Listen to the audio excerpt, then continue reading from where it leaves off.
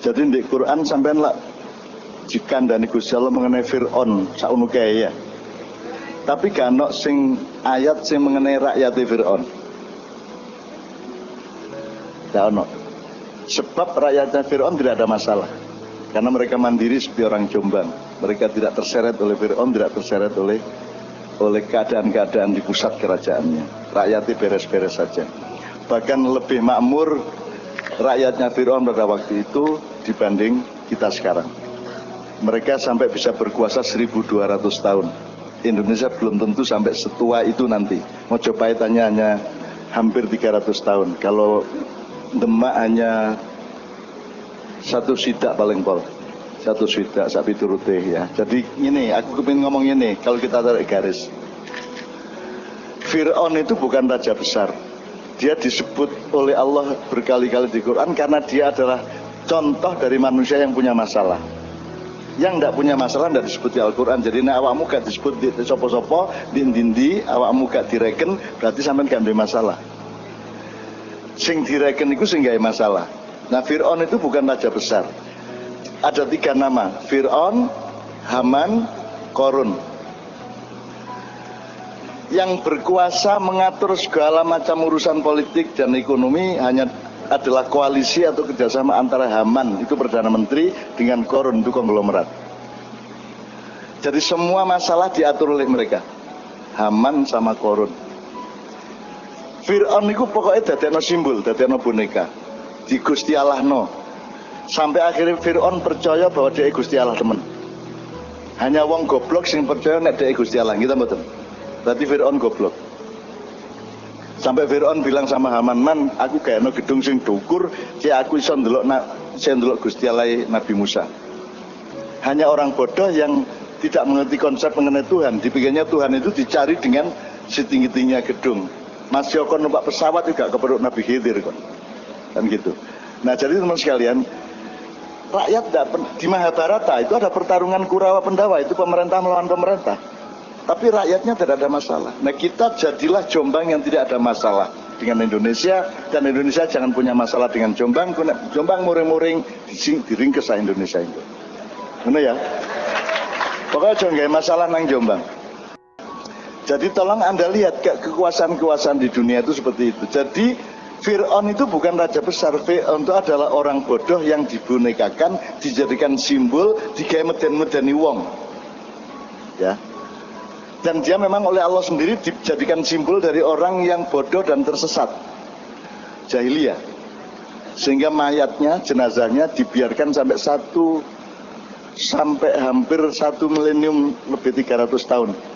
Dibiarkan utuh di bawah laut, kemudian diambil pada abad 18. Sekarang kita bisa melihat mayat Fir'aun, bapak angkatnya Nabi Musa itu di Mesir, Museum Nasional Mesir. Dan saya sama Kiai Kanjeng sudah ketemu sama Fir'aun yang terbaring. Badannya tinggi, rambutnya rada putih-putih titik, awake dawa kuru. Terus kepala Kiai Kanjeng menggerik ngarepe Fir'aun, "Oh, ngene itu bocah ini." Tuh, dan seterusnya. Jadi teman sekalian, Anda juga jangan marah kepada sesuatu yang Anda tidak paham. Dan Anda jangan mengeluh kepada risiko yang Anda dapatkan kalau Anda melakukan sesuatu yang tidak disetujui oleh Korun dan Haman. Opo ae sing gak ndukung Haman itu dihancurkan. Meskipun nanti melalui mulutnya Fir'aun. Karena Fir'aun itu hanya boneka, hanya sound system, hanya corong yang dipakai oleh koalisi antara konglomerat dengan pemerintah ini. Nah, rajanya namanya Fir'aun. Dia hanya boneka, dia tidak ngerti apa-apa sebenarnya. Sampai di Gusti Allah no. Kon lo ya, misalnya Pak Harto biyen masih muda, iku Pak Harmoko naik kepethuk, "Ya Allah, kok saya sangat jas sampean padahal muda." Itu saking gede-gede narajane iku, Mang. Nah, Pak Bupati, Bu Bupati, Wakil Bupati semua jangan percaya kalau digede-gede no wong. Wis saiki gak ono gede, gak ono cilik, nyambut gawe apa sing apik gawe wong akeh wis ngono ae. Gak ono dukur, gak ono ndek. Gitu ya. Sama dengan apa yang saya lakukan ini juga tidak ada urusan sama orang besar, orang kecil. Anda kumpul gini ini kan rahmat Allah, bukan karena saya. Ini bukan karya saya, bukan copyright saya, bukan hak cipta saya. Ini milik Allah. Jadi kalau ada yang tidak senang dengan ini semua, Anda berurusan sama Allah, tidak dengan saya, karena saya hanya dikasih, saya hanya dipinjami, dan saya hanya diamanati. Jadi saya bukan subjek utama dari ma'iyahan, saya bukan al-fa'il, saya bukan orang utama di dalam pengajian-pengajian sinau bareng. Saya hanya disuruh, hanya diamanati. Jadi kalau ada opo-opo kon urusannya gak karo aku tapi karo sing ngongkon aku. Ngono ya Rek ya. Nah, jadi Anda semua sekarang jadilah rakyatnya Fir'aun. Loh, maksudnya duduk kayak Fir'aun kon wis gak apa-apa kon diraja kayak Fir'aun gak masalah. Sing penting kon istiqomah karo uripmu dhewe-dhewe, keluargamu dhewe-dhewe dan kompak jombang semuanya. Ngono Rek. Karena masih kene gak duwe Nabi Musa. Nek biyen kan ana Nabi Musane dikai tongkat sakti ya toh, bisa dilemparno dadi ula gede. Wis kene gak duwe Nabi Musa gak apa-apa, kene dudu Nabi Musa gak apa-apa, gak duwe tongkat gak apa-apa. Tapi kene nglakoni apa sing dilakoni Nabi Musa. Kan ngono ae. Saiki Kanjeng Nabi kene yo gak duwe, Nabi Muhammad kene gak duwe, ya toh? Sayyidina Umar yo kene gak duwe. Ayo ditandur Muhammadmu di dalam dadamu. Ayo ditandur Umarmu di dalam dadamu. Ayo ditandur malaikat di dalam jiwamu. Gitu loh. Karena kalau Anda mengharapkan Nabi Muhammad hidup selamanya tidak mungkin. Enak gak ono Kanjeng Nabi saiki timbangane ono Kanjeng Nabi. Ditoleki enak ae. Kok timbangane ono Kanjeng Nabi kon gak iso gak poso kon kok. Sampai turute gitu ya. Jadi tolong cari kebaikan, tolong cari hikmah, tolong cari yang baik-baik. Karena yang buruk akan kalah oleh tumpukan kebaikanmu. Kalau Anda memiliki amal soleh yang tinggi, kamu dibakar kayak apapun akan ditelan oleh amal solehmu. Allah akan mengkafirkan keburukan bagimu karena engkau selalu beramal baik, beramal soleh setiap hari, siang malam, kepada orang tua, kepada anak, kepada siapa saja. Wis terus noe aja leren. Gak dadi Nabi Musa gak apa wong Nabi Musa dhewe gak dikongkon karo Gusti Allah untuk menjatuhkan Fir'aun. Dadi nek aku gak gelem nang istana iku karena saya pernah punya pengalaman ke istana itu 2 kali. Satu tujuannya ngedukno Pak Harto. Nomor 2 njaluk tolong Gus Dur ayo kula jak metu teko istana balik nang Ciganjur. Jadi saya ke istana itu kerjanya cuma 2. Mengeluarkan presiden turun dari kursinya dan yang satu pindah dari istana. Jadi aku ojo loro atine aku gak rono. Engko aku rono meneh lho.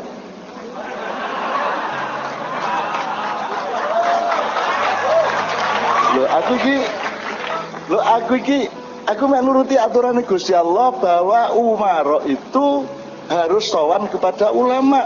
Tidak boleh ulama sowan kepada umaro. Itu bukan soal tinggi rendah, itu memang pembagian tugasnya seperti itu. Gitu loh. Dan itu terjadi sejak zaman Pak Harto. Saya ketemu Pak Harto hanya untuk nurunin dia dan kemudian ketemu sekali untuk menjadi ustadznya dia. Saya imamnya Pak Harto. Dia minta kepada saya karena dia sudah husnul khotimah dan kita keliling husnul khotimah pada waktu termasuk di Masjid Besar Surabaya. Itu urusannya adalah taubah nasuha dan husnul khotimah. Jadi aku ketemu Pak Harto tidak di istana. Ketemu di istana tidak duduk bersama tapi hanya untuk menyaksikan dia mau turun dan mengumumkan turunnya. Jadi saya tidak usah dirindukan untuk ke istana. Timbangannya kok aku dikabulno Gusti Allah, ya wis saiki dukno ae. Ngono kayak aku.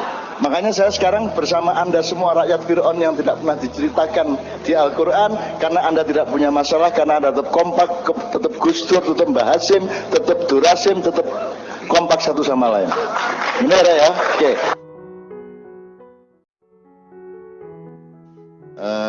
Semua yang ini iki lho, Indonesia iki sing ngene iki lah, tepake kayak ngene. Dan Indonesia, ojo ngomong Indonesia itu bukan negara Islam.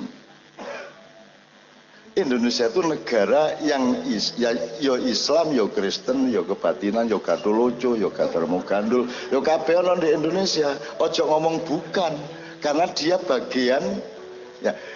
Apa Indonesia bagian dari Islam, apa Islam bagian dari Indonesia? Itu tergantung substansi apa materi. Kalau materi Islam bagian dari Indonesia, tapi kalau substansi Indonesia itu pelaksanaan Islam juga. Kalau substansi tergantung njaba jero iku lak tergantung carane ndelok. Wingi lak aku wis takon tengu iku gede ta cilik. Tergantung sing ndelok, nek sing ndelok iku semut, tengu iku gede. Nek sing ndelok iku tikus, tengu iku cilik. Dadi kesimpulannya tengu gede ta cilik.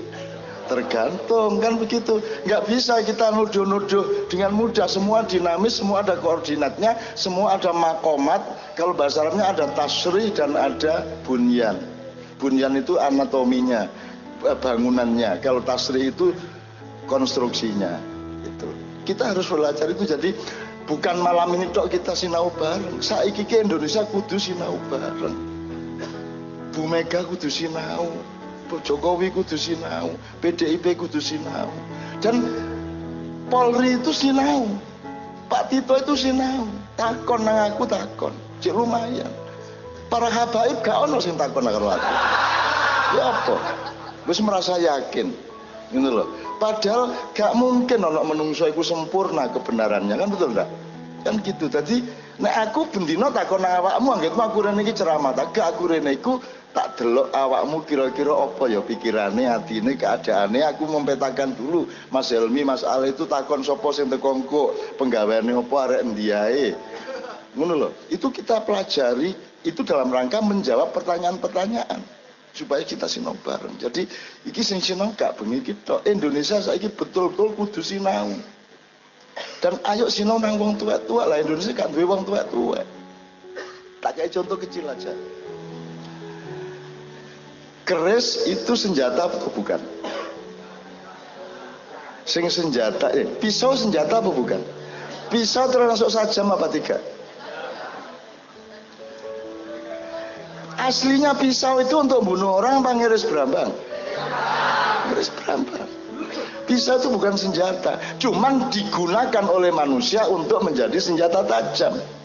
Nah, kalau manusia yang membuat alat dapur menjadi senjata tajam untuk membunuh orang, berarti apa saja bisa dimanipulasi oleh manusia. Tangan iki lak jane gawe ngelus-elus bojo. Mosok digawe nonyo wong lak ngono kan gitu. Nah, kita jangan salah hukum.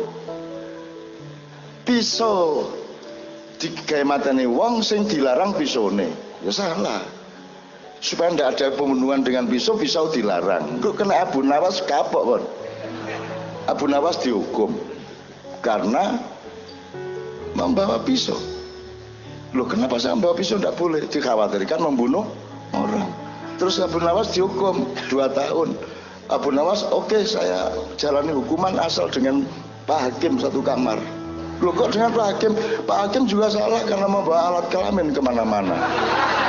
Dikhawatirkan akan memperkosa orang, kan gitu. Nah, ojo salahno alat. Islam ini juga alat. Islam itu digaya api ya iso, digaya elek ya iso. Ya tak gak? Digaya rabi papat ono ayate, digaya rabi situ ono ayate. Tergantung cara mundelok. Nek kon macane fankihu ma ta balakum minan nisa'i fasrawatul tawaruba, koyok-koyok oleh papat. Terus Allah ngilingno fa in khiftum Allah ta'dilu fa wahidatan, nek anjane kon wedi gak adil situ ae. Iki lak tergantung atine wong lanang. Misalnya Gusti Allah ngomong nih, tapi nek kon wedi gak adil ya situ ae rek. Terus kon jawab, insyaallah adil kok kula. Wani kon ngomong ngono. Wani kon ngomong ngono. Gusti Allah ngomong, rek, nek anjane wedi gak adil situ ae. Terus kon ngomong, insyaallah kula saged adil kok. Terus kula tak rabi papat. Wani kon ngomong ngono. Kurang ajar tak gak wong sing ngomong ngono. Kok kendel-kendel ngomong ngarep Gusti Allah. Nek Allah ngomong nek kon kuwatir gak iso adil situ ae, nek aku wis nggih-nggih kula setunggal mawon. Ngono nek aku. Tergantung atine lho. Terus mari ngono Allah membuat pernyataan lagi, walan tastati'u an ta'dilu. Kon gak iso gak kate adil gak iso. Wis gak iso, gak mungkin kon iso adil. Iku pernyataannya Allah. Lah kok kon wani? Kan duwe penggawean ta. Bene ae bendino. Lah iya. Kita kan sibuk Pak, sibuk siang malam. Beliau ini sampai jam 3 pagi, jam 4 pagi tugas sebagai Kapolres. Gak bersitu aja kadang-kadang terbang kalah ya tak nih. Oh kate papat ya. Ya apa loh. Nek wong anjane punya kesibukan dan perjuangan dan apa namanya dan tugas-tugas sosial ya gak kober ngono ya. Nah, jadi ngerti teman-teman sekalian, salah satu ilmu yang bisa kita cicil pada malam ini bahwa kita harus belajar. Indonesia harus belajar. Yo sak presidennya, yo sak DPR. DPR kira-kira ono nuansa belajar gak? Kira-kira UTE ulah apa sing dipikir iku apa nek ndelok lawan. Lah kok pilih? Salahmu dhewe. Sing salah sing dipilih atau sing milih? Sing milih. Lah ya aja gelem. Lah kon dhewe sing milih kok saiki sambat kon ayo. Nek aku lah gak tau milih. Aku memilih untuk tidak memilih karena saya tidak mau milih racun. Aku roh iku racun kok. Masa tak badok. Tak pangan, sorry aku. Soalnya di Malang rada kasar aku, Pak. Menyesuaikan diri dengan cangkeme ning arep-arep. Nah aslinya aku lah wong Jogja Priagung, halus ngomongnya kromo inggil, nyuwun ngapunten nggih gunging pangaksami sedaya. Kawula menika anu saking ngarit ndasmu. Ya Allah, alhamdulillah. Sambil siap-siap. Jadi lho Bu, ibu-ibu Bayangkari, boleh bareng 10 orang berapapun ke sini boleh diwakili 1 orang 2 orang, apapun saja diiringi Kiai Kanjeng saiso-isone. Sama mbak-mbak yang tadi baik apa? Hadrah tadi kalau siap boleh semuanya boleh diwakili. Pokoknya kalau bisa malam ini kita teguhkan betul ikatan satu sama lain. Kita ini seringkali kan terikat sama orang lain karena kepentingan, karena golek badi, karena organisasi formal. Malam ini kita menciptakan ikatan-ikatan yang sifatnya sangat batiniah, sangat murni, sangat mendasar, sangat oyot, dan sangat insya Allah berdekatan dengan kehendak Allah. Awakmu rene iki lha apa? Ndelok badi apa kan? Ndelok sandal, ono sing ndelok sandalannya. Pak gaya. Lak gak ndelok dompete kanca, lak gak ndelok bojo. Anak iku rada iya, Pak. Rada iya. Jadi saya nih Pak Wali kalau berdoa, ya Allah limpahkan rezeki, amin. Ya Allah tentramkanlah keluarga mereka, amin. Segera pertemukanlah dengan jodoh mereka, amin. Wanterin nek soal jodoh itu masalah. Jadi kon bendino jodohmu karo cagak-cagak tepok bosok barang. Ya sambil bersiap-siap ya ibu-ibu mohon diantisipasi Mas Imam. Perkenalkan nama saya Amal Muhammad Hanan. Panggilannya Hanan. Asal saya dari Bintan, Kepulauan Riau. Saya ingin bertanya kepada Pak Denun. Ya, soalnya kayaknya lebih tua daripada bapak saya. Akhir-akhir ini saya tuh sering diskusi sama abang saudara saya terkait dengan krisis mentalitas, Pak D. Jadi Pak D, saya itu punya banyak lingkungan, terutama lingkungan di Bintan, lingkungan di Jogja, dan lingkungan rumah, lingkungan kampus, banyak lingkungan pokoknya. Dari semua lingkungan yang saya hadapi, saya melihat suatu kejanggalan, Pak D. Kejanggalannya itu, mereka itu seolah-olah mental mereka itu ingin selalu menerima tapi sedikit memberi.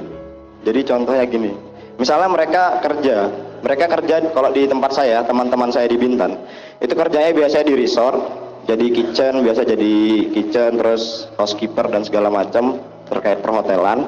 Nah, kalau misalnya ngobrolin masalah itu, yang mereka banggakan adalah apa yang mereka dapat, bukan apa yang mereka berikan. Nah, di situ saya mempertanyakan, maksudnya kenapa sih mereka tuh harus menceritakan tentang apa yang mereka dapatkan? Nah, itu kan maksudnya adalah mental yang sedikit nggak bagus. Ya menurut saya sih itu. Nah, tujuan saya bertanya kepada Pak D itu adalah bagaimana cara kita memperbaiki mental yang krisis ini untuk seluruh teman-teman saya. Nanti gimana ya saya nanya?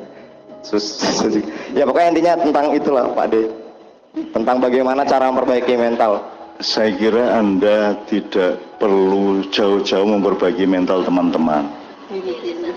Yang penting Anda bermental sebaik-baiknya menurut Anda kepada mereka.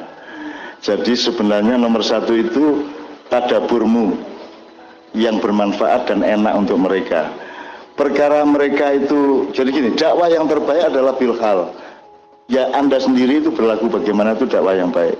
Bukan Anda ngasih tahu ngerubah.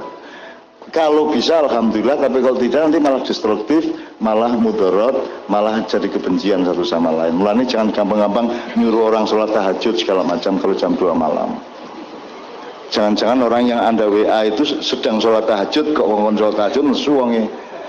Akhirnya sholat malah misu asu, aku pas sholat ya malah dikongkon sholat dan itu kan. Jadi makanya salah satu metode yang diajarkan Quran adalah supaya Anda bermental baik, Anda harus punya ukuran. Kalau Anda masih jauh, hubungan Anda, yang Anda pakai bukan kebenaran atau kebaikan, tapi kebijaksanaan.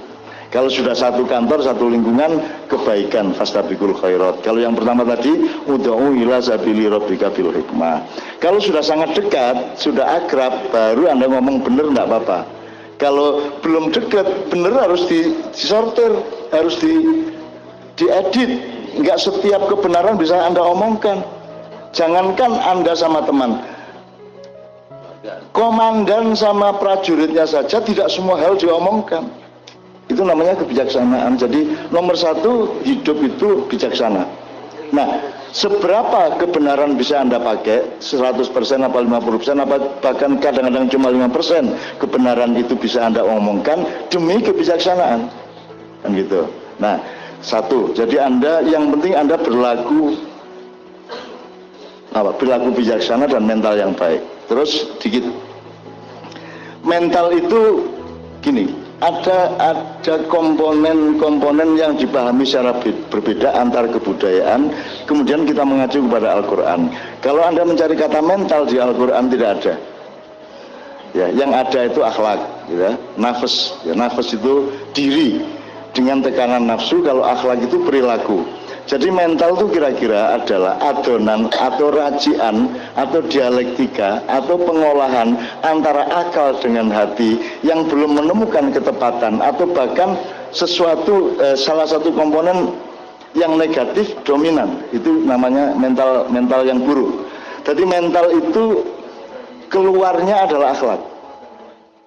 Yang Anda keluarkan tadi akhlak ini cuma maunya menerima terus nggak mau memberi, itu kan akhlak. Nah, di dalam akhlak itu, di balik akhlak itu, di belakang akhlak itu ada yang namanya kondisi mental.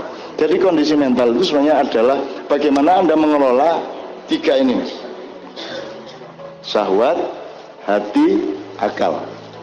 Ini namanya misbah kalau di surat An-Nur, ini namanya zujajah, ya. Terus ini namanya nafas.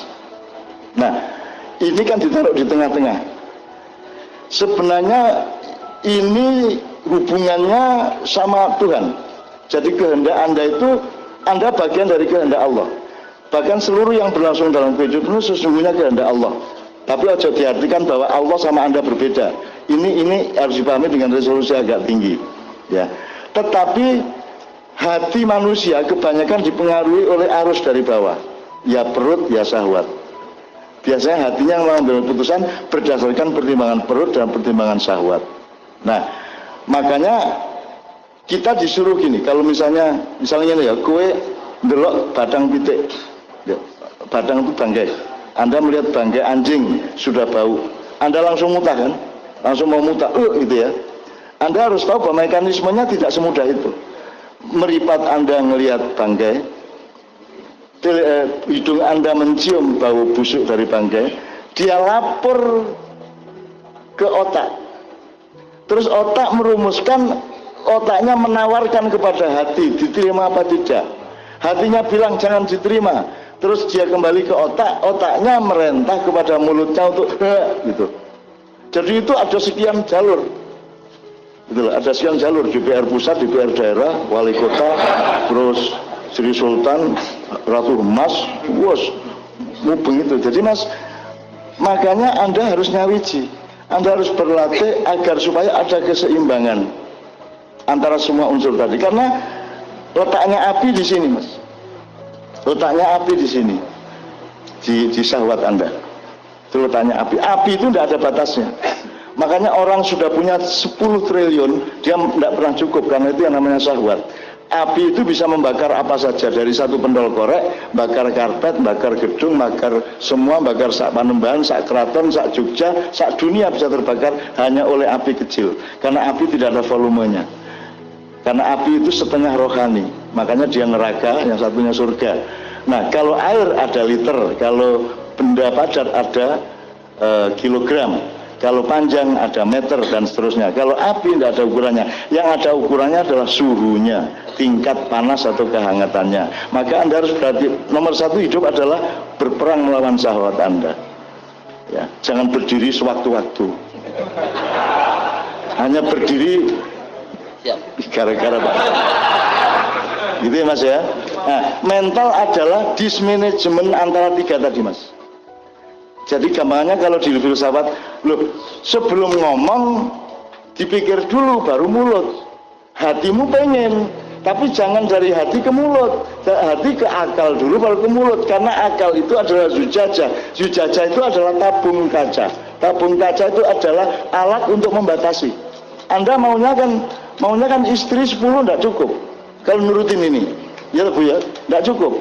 Tapi akal bilang si jiwa mau terdewi loh, kan gitu kan. Nah, ini yang bagian membatasi. Ini yang parlemennya sebenarnya, gitu loh Dek ya. Nah, mental yang bagus adalah orang yang belum tertata. Dia belum tahu apa keseimbangan antara syahwat, hati dan akal. Kira-kira gitu Dek ya. Nah, yang penting Anda praktekkan keseimbangan itu, keluarnya nomor satu, tidak ganggu orang, tidak menyakiti orang. Kalau dalam Islam sederhana kok. Yang namanya merusak bumi itu, merusak manusia itu cuma 3. Kamu bunuh, kamu menghina, atau kamu mencuri. Asal 3 itu enggak kamu lakukan, beres kok hidup ini. Cuma 3 itu menurut Rasulullah. Ini bukan saya, Rasulullah. Gitu ya. Membunuh, menghina, mencuri. Cuma 3 itu rusaknya dunia. Nah, kalau kepada alam baru fasad, baru menebang pohon tidak pada tempatnya, mengotori air, mengotori udara dan seterusnya. Dia oke? Ada lagi tapi pertanyaan keduanya boleh Pak? Singkat tapi singkat. Oke, singkat. Ini terkait dengan fundamental dari SD sampai SMA. Nah, itu terkait dengan heliosentris dan geosentris. Nah, kenapa bisa dari awal fundamental kita sampai SMA itu kita tuh terpaku pada heliosentris, padahal heliosentris itu sekedar teori, Pak D. Dan kenapa nggak diajarin dua-duanya itu?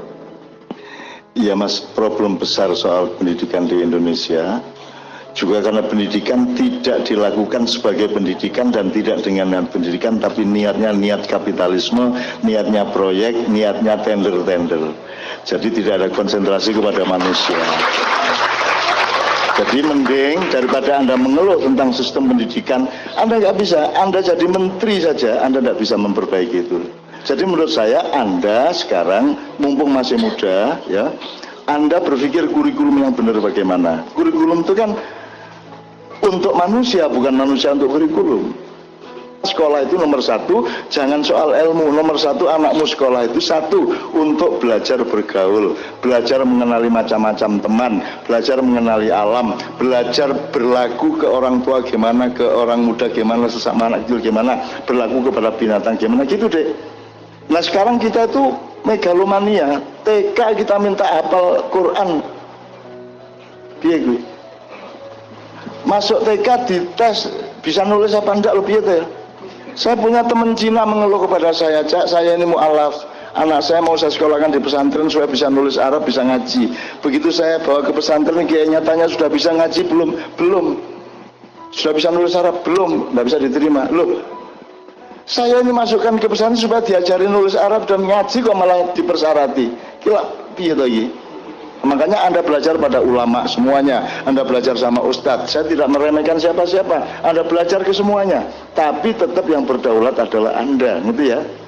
Karena Anda mendapat ayat langsung dari Allah, benar nggak? Anda dapat wahyu dari Allah enggak? Iya. Iya Pak Adi. Apa contohnya satu kata? Satu. Allahu Ahad. Allahu Ahad. Oke, ya oke. Jadi semua orang mendapat wahyu dari Allah. Selama ini kita dikasih tahu bahwa yang dapat wahyu Nabi. Gitu? Sekarang saya ingin nyatakan Anda semua adalah wahyu dari Allah, dan Anda langsung loh disebut sama Allah, ya ayuhannas, wahai manusia, langsung Anda. Maka Anda langsung merespon, menjawab dan menafsirkan, tidak apa-apa. Gitu loh. Asal Anda bertanggung jawab terhadap nalarnya, logikanya, rosonya, keikhlasannya, kan begitu. Ya, jadi Anda harus berdaulat sama diri Anda.